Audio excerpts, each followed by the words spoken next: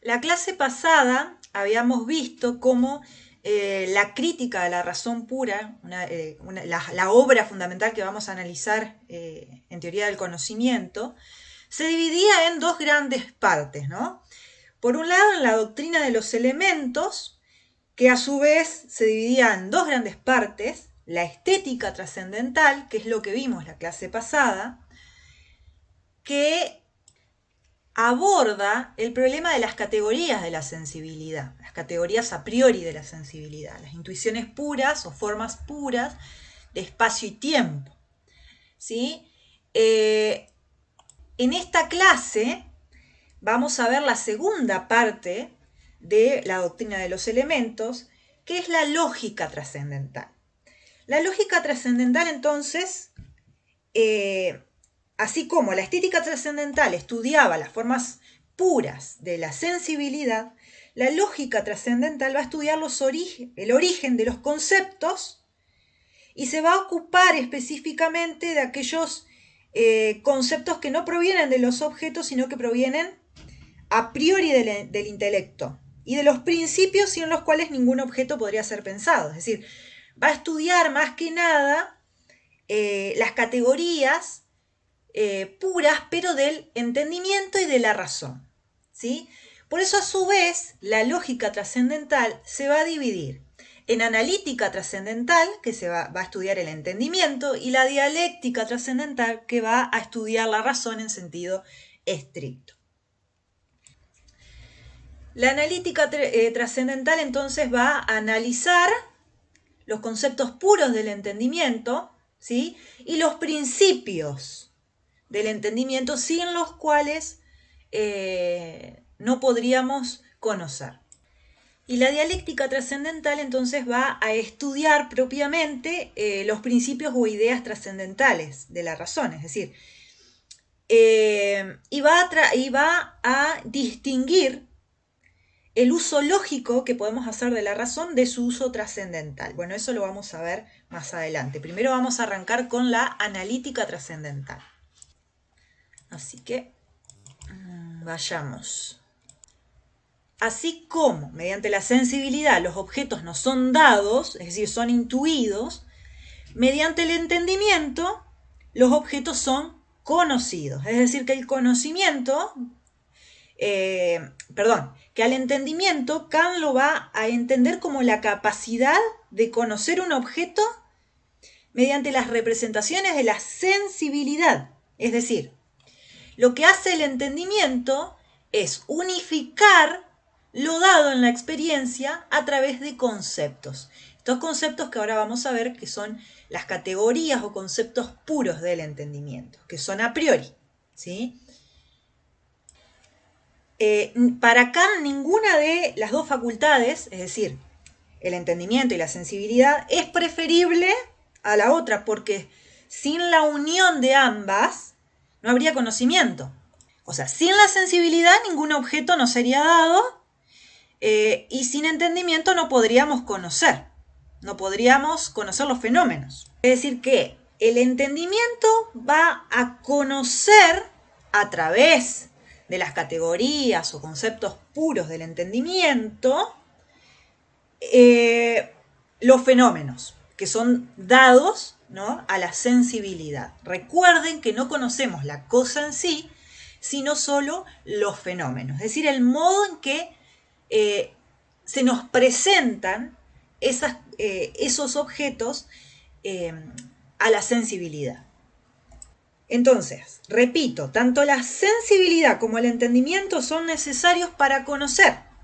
Hay una frase que dice Kant: los conceptos sin intuiciones son vacíos y las intuiciones sin conceptos son ciegos. Es decir, los conceptos sin lo dado a la sensibilidad son conceptos vacíos. Pero a la vez, las intuiciones, es decir, lo dado a la sensibilidad sin conceptos, sin la aplicación de las categorías a priori del entendimiento, son ciegas. Entonces, ambos, tanto la sensibilidad como el entendimiento, son necesarios para el conocimiento. Y así como la sensibilidad tiene formas a priori, que son el espacio y el tiempo, también el entendimiento posee categorías o conceptos puros del entendimiento, es decir, que también son a priori, también son estructuras primarias que tiene el entendimiento, sin las cuales no podríamos conocer. Se aplican a los objetos de manera a priori, ¿sí?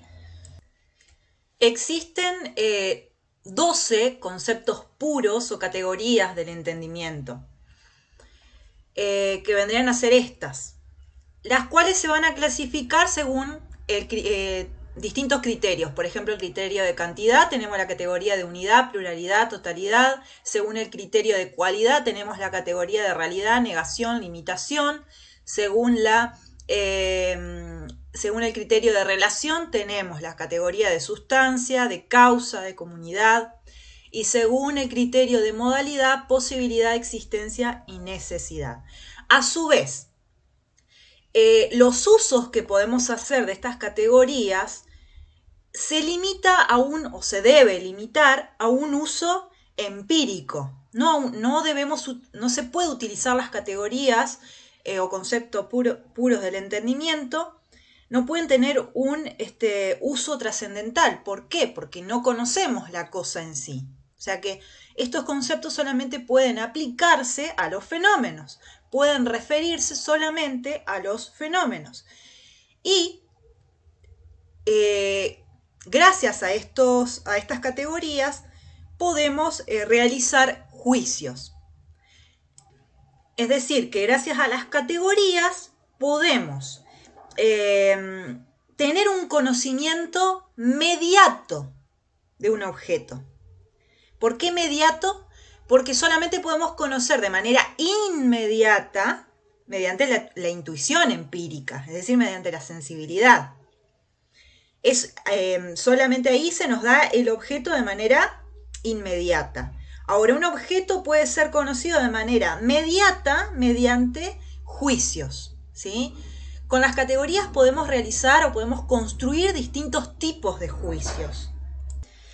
Y va a clasificar o va a decir que hay tantos juicios como categorías. O sea, si hay 12 categorías, hay 12 tipos de juicios. Acá tengo un cuadro, ¿sí? Con los juicios correspondientes a cada categoría y los ejemplos. Ahora, él hace una diferencia entre los juicios analíticos, los juicios sintéticos, los juicios a priori y a posteriori. Veamos acá. Bueno, dependiendo, o sea, la distinción entre juicios analíticos y juicios sintéticos se van a distinguir según la forma lógica, o la relación, mejor dicho, entre el sujeto y el predicado, ¿no? Si el predicado está contenido en el sujeto, entonces es un juicio analítico. ¿Por qué? Porque se caracteriza por ser necesarios y tautológicos. Es decir, no me van a añadir ninguna información nueva.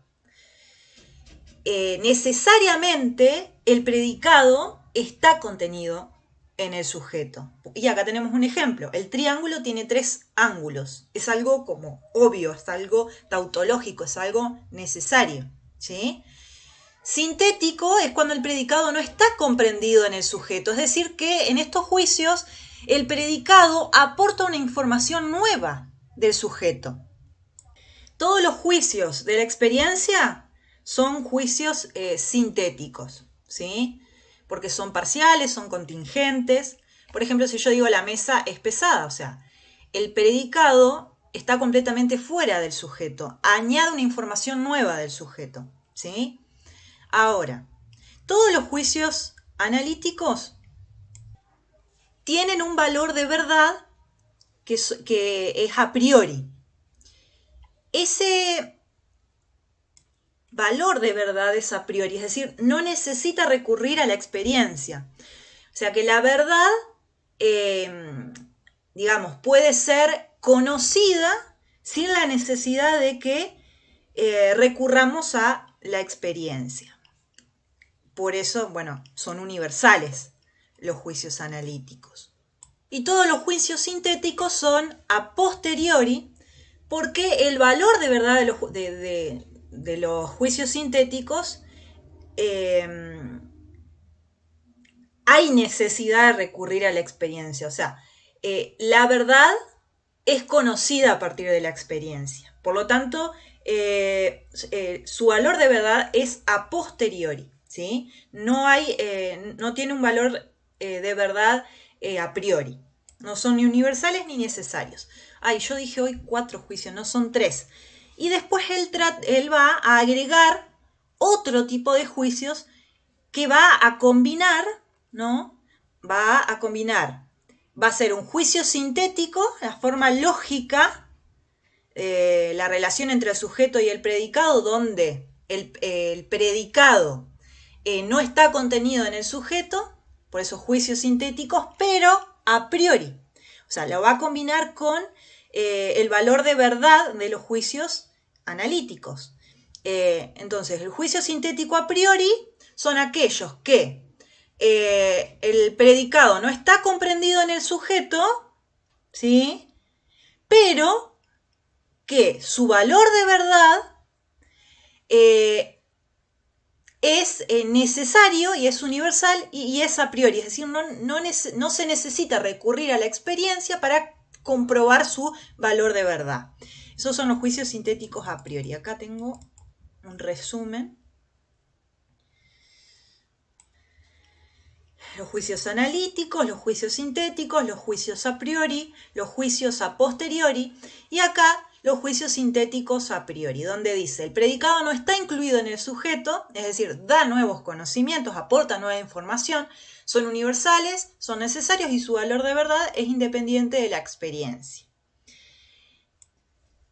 ¿Qué juicios entrarían de estos juicios sintéticos a priori? Todos los juicios que se dan en las matemáticas y en la física, pero no en la metafísica, solamente en la matemática y en la física. O sea que, de alguna manera, Kant utiliza la existencia de estos juicios sintéticos a priori para legitimar los juicios matemáticos y físicos. De esta manera, para Kant solamente la ciencia puede ser o puede tener un carácter universal necesario y no contingente. Bien. Ahora, la pregunta sería, ¿cómo aplicamos los conceptos puros del entendimiento a los fenómenos? O sea, ¿de qué manera puedo conocer, puedo conocer, es decir, puedo aplicar las categorías o conceptos puros del entendimiento a los fenómenos, ¿sí? Recuerden que para Kant solamente podemos conocer los fenómenos, es decir, la manera en cómo la manera en cómo nos representamos el objeto, ¿sí? Y cómo ordenamos el objeto según un espacio y un tiempo determinado, ¿no? El noúmeno es incognoscible. Después vamos a hablar de esto, de que solo puede pensarse, no puede conocerse. Eso lo vamos a ver en la dialéctica trascendental. Bueno, tratando de responder esta pregunta, ¿cómo aplicamos los conceptos puros del entendimiento a los fenómenos? Bueno, y es ahí donde Kant recurre a una representación mediadora, ¿sí? Algo que media entre la sensibilidad y el entendimiento. Y eso es lo que Kant denomina el esquematismo trascendental. ¿Bien? A ver, ahí está. Para que las intuiciones puedan someterse a las categorías del entendimiento, dice Kant, hace falta una representación mediadora que por un lado sea homogénea con las categorías del entendimiento y por otro lado lo sea también con el fenómeno. O sea, que esta representación mediadora que va a ser el esquema trascendental tiene que ser, por un lado, intelectual, pero también por el otro lado tiene que ser sensible. esta representación es lo que Kant denomina entonces esquema trascendental, que es distinto a una imagen. El esquema trascendental es producido por una síntesis que realiza la imaginación según la forma del sentido interno, que es el tiempo. Es decir, los esquemas son determinaciones del tiempo que se realizan a priori según ciertas reglas. Por ejemplo, la serie de serie, de contenido, de orden, de conjunto. Y existe un esquema trascendental para cada categoría.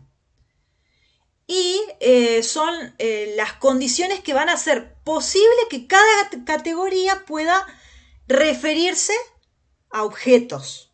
Es decir, que sin estos esquemas trascendentales, las categorías se reducirían a conceptos vacíos. Estos esquemas trascendentales, entonces, son mediadores, o sea, hacen posible que el entendimiento pueda referirse, que el entendimiento a través de sus categorías puedan referirse a los objetos dados a la intuición empírica, ¿no? Es decir, que los esquemas trascendentales, el esquema trascendental es distinto a la imagen, porque la imagen es algo singular. A ver, el esquema trascendental es un proceso de la imaginación, pero no es una imagen. La imagen es algo singular, es decir, representa cualidades singulares de los objetos. En cambio, el esquema trascendental es universal, recoge solamente los aspectos esenciales de la cosa. Para sintetizar, entonces, el entendimiento, mediante los conceptos puros o categorías, organiza, une, sintetiza toda esa multiplicidad suministrada por la sensibilidad en un único conocimiento, ¿sí? Es decir, todos los fenómenos se someten a las categorías o conceptos puros del entendimiento, pero pueden someterse, las categorías pueden organizar los fenómenos, o lo que hace posible esa organización es esta representación mediadora que Kant denomina esquema trascendental. ¿Bien? Y acá tengo los tipos de esquemas según el aspecto de tiempo, ¿no? La serie, cantidad, contenido, cualidad, orden, la relación, conjunto, modalidad. Esos son los tipos de esquemas trascendentales. ¿Bien? En conclusión, entonces, los esquemas plantean condiciones de posibilidad legítimas para llenar de contenido a los conceptos o categorías o conceptos puros del entendimiento. Son las condiciones de determinación de los fenómenos en el tiempo y son condiciones de posibilidad de la experiencia. Es lo que permite que podamos conocer los fenómenos dados por la experiencia, porque justamente gracias a estos esquemas es que podemos aplicar las categorías o conceptos puros del entendimiento a los fenómenos. Bien. Los esquemas de cada categoría del entendimiento van a ser las condiciones para que tales categorías puedan referirse a los objetos y posean una significación. Es decir, que el significado de cada categoría va a estar dado por estos esquemas trascendentales. Sin estos esquemas, los conceptos o categorías del entendimiento estarían vacíos, no tendrían significación. Pero a su vez, lo que hace posible el entendimiento mismo y el uso de sus categorías es lo que Kant va a denominar el sujeto de la percepción trascendental. El sujeto de la percepción trascendental es el fundamento último, es la condición de posibilidad de todo tipo de conocimiento, ¿sí? El sujeto de la percepción trascendental es la conciencia de la identidad del yo pienso, ¿sí? Es esta unidad de conciencia del yo pienso. A ver las características de este sujeto. Bueno, como dije, es unidad objetiva de la conciencia. Este yo pienso acompaña todas mis representaciones, las unifica, hace que yo pueda pensar todas las representaciones como mías, ¿sí? Es lo que permite que el conocimiento sea mi conocimiento. Bueno, esto según Kant, ¿no? Otra característica, como les dije hoy, es la condición de posibilidad del entendimiento, es condición de posibilidad del conocimiento en general, ¿sí? Es lo que hace posible al entendimiento mismo y al uso de las categorías del entendimiento. Él dice que las características de esta percepción trascendental es que es pura, es originaria y es unificante. ¿Por qué unificante? Porque es condición última de toda síntesis, de toda unidad y del entendimiento mismo, ¿sí? Pasemos acá. Esto es importante. Esta apercepción trascendental no tiene que entenderse como el yo psicológico. Este yo pienso, o este sujeto de apercepción trascendental, este yo pienso no es un yo psicológico, ¿no? Sino dice él que es, y esto es por ahí lo más oscuro de Kant, que no se logra entender con total claridad, ¿no?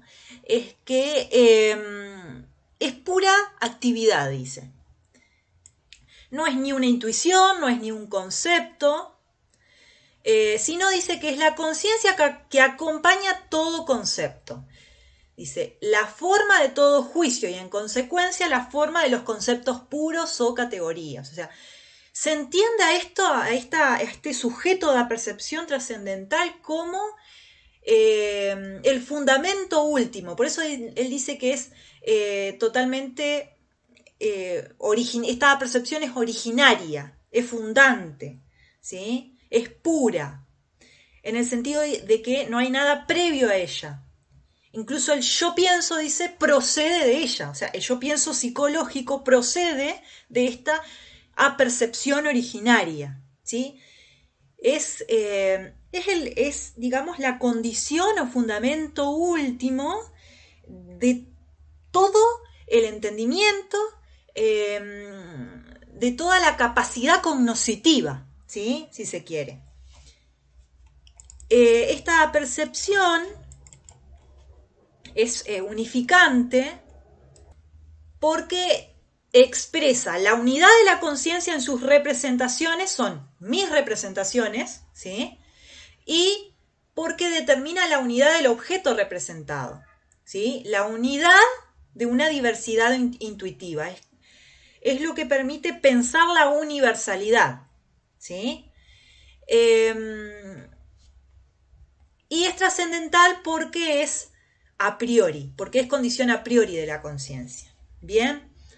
Pero ahora, esta percepción o este sujeto de la percepción trascendental, que es, como dije hoy, condición de posibilidad del entendimiento y del uso de las categorías o conceptos puros del entendimiento, debe ser regulado, dice Kant, por la razón. Es decir, y acá la diferencia que planteaba en la clase anterior entre entendimiento y razón. En realidad esta distinción se la hace, digamos, para estudiar más en profundidad el planteo kantiano, ¿no? Digamos, esta división entre sensibilidad, entendimiento y razón se lo realiza para estudiar en profundidad lo que Kant plantea. Pero a ver, el uso de las categorías del entendimiento deben estar reguladas, dice Kant, por la razón. Entonces la razón acá sería algo diferente al entendimiento.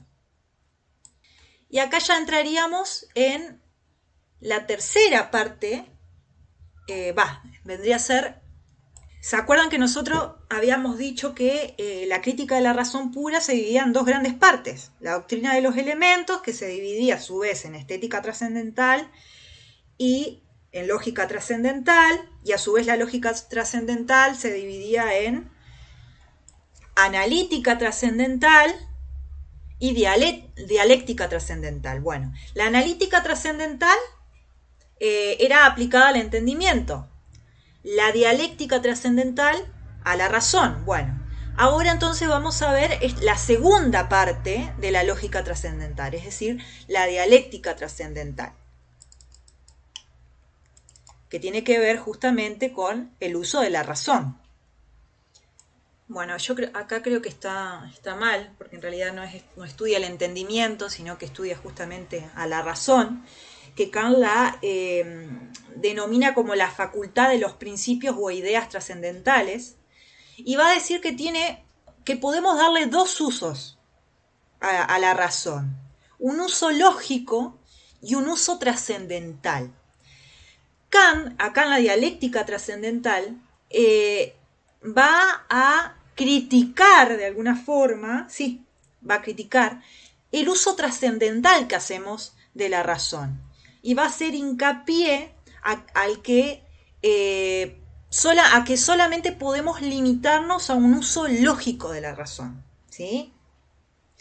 Y ese uso lógico que podemos dar de la razón consiste en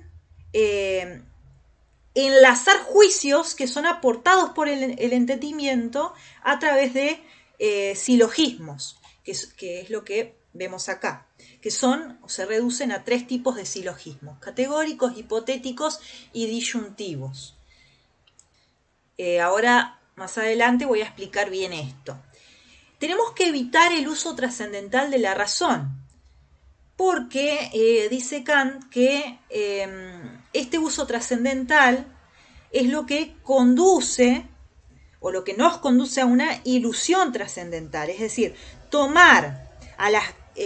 el uso trascendental es tomar las ideas de la razón pura como reales y existentes en la realidad. Para Kant, la razón posee tres ideas trascendentales, que vendrían a ser tres ideas innatas, y son las mismas tres ideas que planteaba Descartes. La idea del yo, de mundo y de Dios. Son conceptos necesarios de la razón pura y que vienen dados por la naturaleza misma de la razón. Por eso son innatas. Y son trascendentales porque rebasan el límite de la experiencia, es decir, no son objeto de la intuición empírica. No se puede hallar en la experiencia el objeto o el fenómeno de alma, de mundo o de Dios. No podemos conocer el mundo en sí, no podemos conocer a Dios, no podemos conocer el alma, porque el entendimiento no puede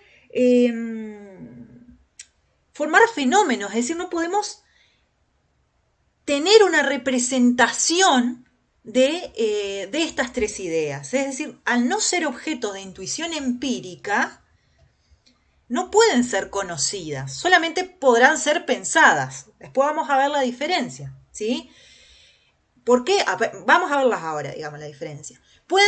No pueden ser conocidas porque ¿cómo el entendimiento va a poder aplicar las categorías o conceptos puros a el fenómeno de alma, de mundo y de Dios si no existen esos fenómenos? Es decir, no podemos construir el fenómeno de alma, de mundo y de Dios. Y por lo tanto, tampoco podemos conocerlo, porque no podemos aplicar categorías a algo que no existe, ¿sí? Es por eso que solamente pueden ser pensadas, ¿sí? Estas ideas solamente pueden ser pensadas, pero no conocidas. Y el uso trascendental que es el uso de la razón que va a criticar Kant, es justamente considerar que estas ideas son reales o que tienen existencia en la realidad, ¿no? Por eso él dice que esto sería como una ilusión trascendental. Por eso dice que debemos detectar la ilusión de los juicios trascendentales y evitar a la vez que nos engañen. O sea, debemos descubrir y comprender la nulidad de esta ilusión, ¿sí? Aunque nunca vamos a lograr que desaparezcan o cesen. O sea, nosotros, si bien, a ver, nunca vamos a poder dejar de lado estas ideas de alma, de mundo y de Dios, porque son inevitables, digamos. Es una tendencia, dice él, es una tendencia natural inevitable. O sea, son ideas puras de la razón que están ahí y no podemos evitar. No podemos evitar pensar en ellas. Ahora, nosotros justamente tenemos que ver el límite, ¿no? Que solamente estas ideas pueden ser pensadas pero no conocidas. Tenemos que detectar esa ilusión de querer conocer a Dios, querer conocer el mundo, querer conocer el alma, porque no podemos, ¿sí? Y no podemos porque no son objeto de intuición empírica. Y él va a decir que estas tres ideas son fuente de ilusión metafísica, ¿no? Porque la metafísica dice presenta a estas ideas como cognoscibles y como existentes. Por eso, justamente, no es posible la metafísica para Kant. Pero sí se le puede dar un uso positivo a estas tres ideas. Y ese uso positivo es un uso regulador. Es decir, estas tres ideas van a regular, van a dirigir las conductas del entendimiento, dice Kant, en la organización de la experiencia. Pero solamente esa va a ser su función. La razón mediante estas tres ideas va a lograr una sistematización del conocimiento, ¿sí? Entonces, como dije, el uso apropiado de la razón no es el uso trascendental, sino su uso lógico, es decir, su uso regulador. Va a permitir entonces el uso lógico de la razón, enlazar juicios aportados por el entendimiento a través de silogismos, que son tres. O sea, nos va a permitir realizar razonamientos. Justamente la descripción dice, dada la verdad de las premisas, se sigue la verdad de la conclusión sin margen de error. Acá tenemos una caracterización de los razonamientos. El problema de la verdad de las premisas: para garantizar la verdad de las premisas debemos construir silogismos cada vez más generales. Bueno, ¿cuáles son los tipos de silogismos? Categóricos, hipotéticos y disyuntivos. Kant dice que hay tantas ideas o conceptos de la razón pura como silogismos. Al silogismo categórico le corresponde la idea de alma. Al silogismo hipotético le corresponde la idea de mundo. Y al silogismo disyuntivo le corresponde la idea de Dios. Ahora, ¿qué sucede cuando intentamos aplicar las categorías del entendimiento a las ideas de la razón? Bueno, ahí se produce el uso trascendental y es el mal uso o el error que cometemos, ¿no? O sea, el uso trascendental entonces va a consistir en querer aplicar las categorías del entendimiento a estas ideas o estas tres ideas de la razón. Se producen así el paralogismo, la antinomia y el ideal de la razón pura. Entonces, el paralogismo se produce cuando intento aplicar las categorías del entendimiento a la idea de alma. Así digo, por ejemplo, que el alma es, si yo afirmo, el alma es sustancia, el alma es simple, el alma posee unidad, estoy haciendo afirmaciones que son erróneas. porque no podemos tener conocimiento acerca del alma, ¿sí? Porque esas proposiciones que usamos no estarían fundadas en los datos empíricos, sino en el noúmeno, es decir, en la cosa en sí que es incognoscible. Por eso él critica esto del paralogismo, de aplicar las categorías del entendimiento a la idea de alma. Lo mismo sucede cuando queremos aplicar las categorías del entendimiento a la idea de mundo, se produce la antinomia. Cuando tratamos de resolver, dice él, los problemas del acontecer fenoménico, caemos en lo que Kant denomina antinomias. ¿Qué son las antinomias? Antinomia viene de contradicción, ¿no? De dos cosas opuestas o contradictorias, ¿no? Son dos modos contradictorios de concebir las cosas. O sea, de concebir el mundo fenoménico.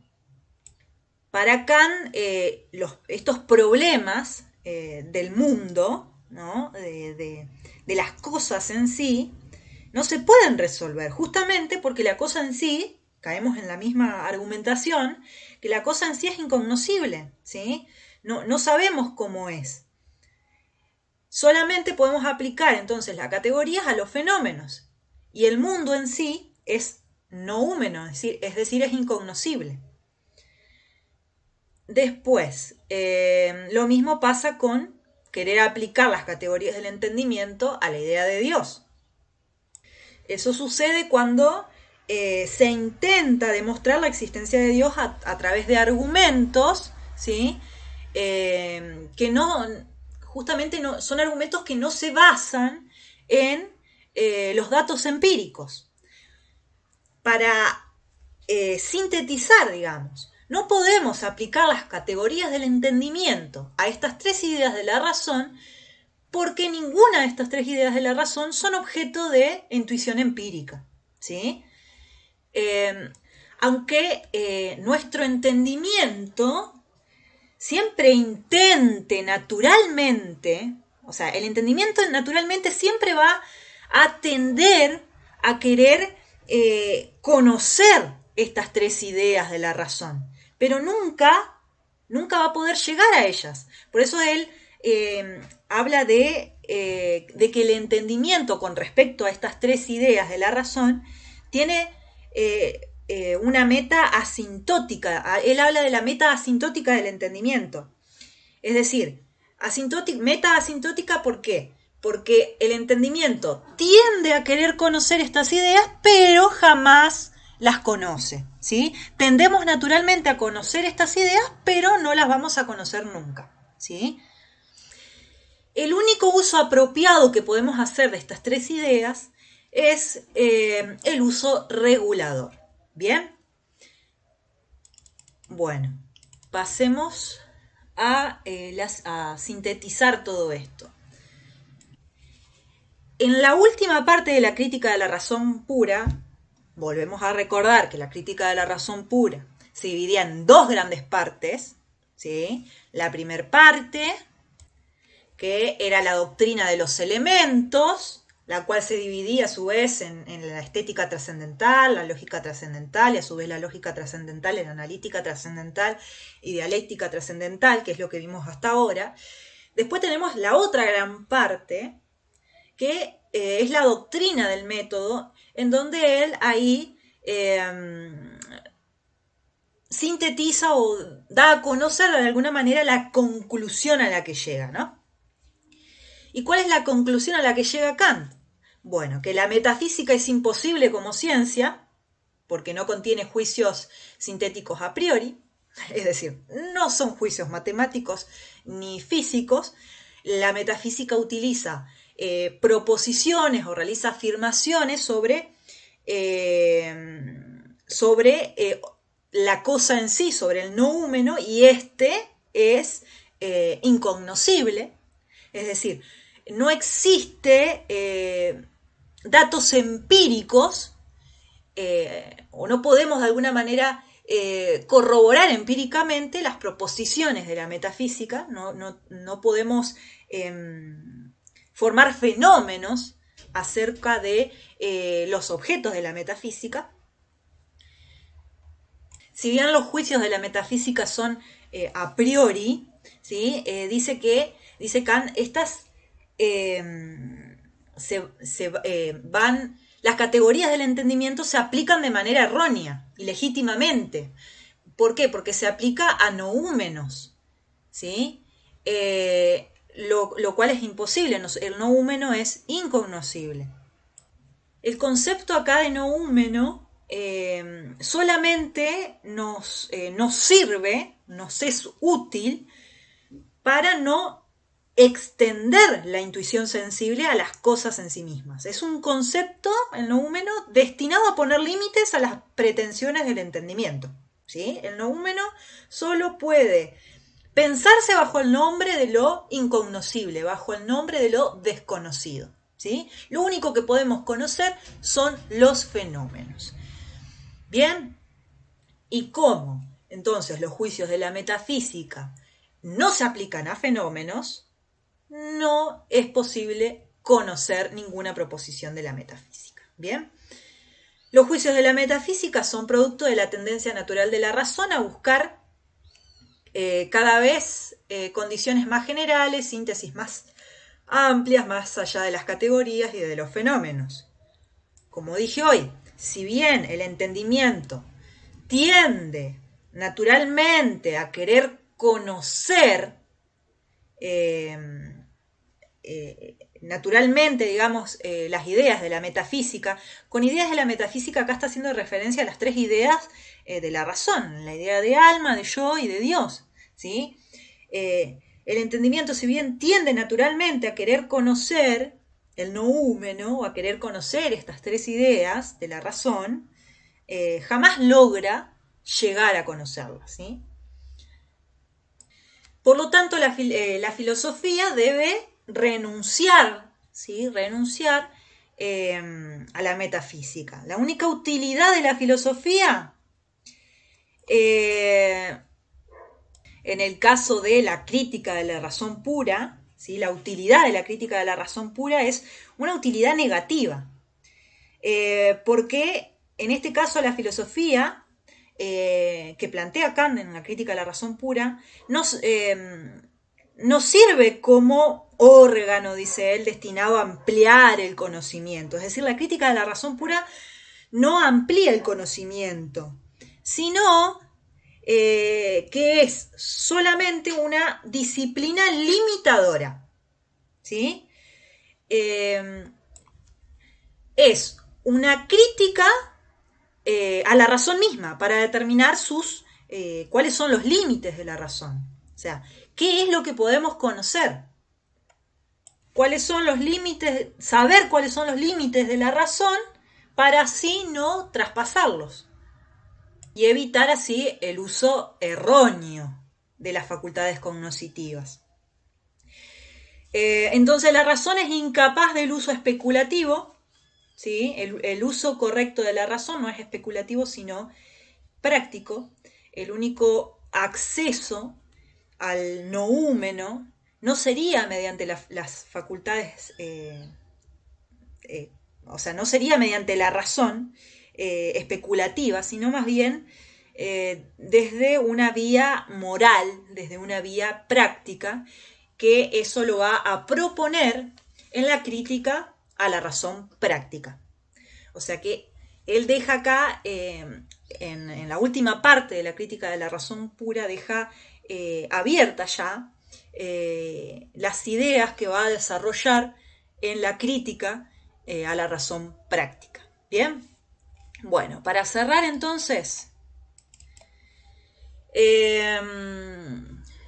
me gustó esto porque, bueno, digamos, antes de Kant, dice, se pensaba que el mundo se conocía adaptándose la mente a la realidad, o sea, se tenía en cuenta el centro de la filosofía, el centro del conocimiento, de la teoría del conocimiento, era la realidad, era el ser. Pero a partir de Kant se produce un giro ¿sí? Un giro copernicano en el conocimiento, porque ya no es el mundo el que... no es que la mente se adapta al mundo, sino al revés, ¿sí? Es el mundo el que se tiene que adaptar al modo en cómo conoce el ser humano, ¿sí?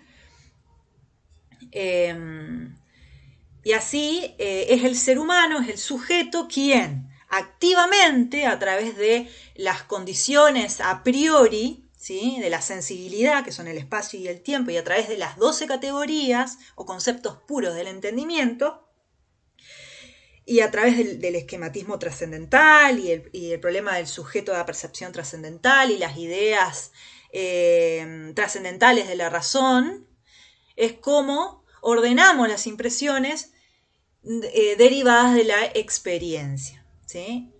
Y de esa manera es el sujeto quien construye su objeto de conocimiento. ¿Bien?